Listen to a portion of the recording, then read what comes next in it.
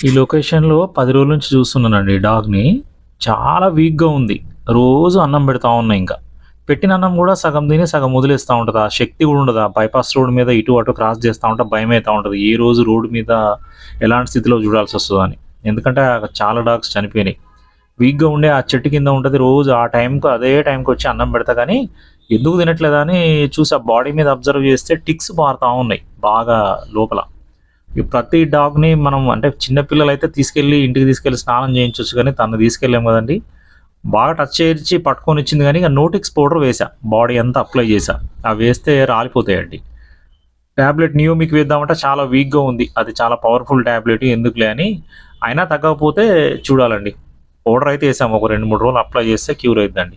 మామూలు ఇట్లా చిన్న చిన్న ప్రాబ్లమ్స్ ఉన్న డాగ్స్ ఏవైనా కనిపించినప్పుడో, మెడలో ఇరుక్కున్నప్పుడో ఏం చూసినా గానీ, మనం కాస్త ఫుడ్ పెట్టో, ఏది పెట్టో అలవాటై తోక ఊపి రెస్పాండ్ అయితేనే మనం టచ్ చేయగలుగుతామండి. సడెన్‌గా ముట్టుకోవాలంటే కష్టమే గదా డాగ్‌ని. నాకు అలవాటయింది కాబట్టి పర్వాలేదు.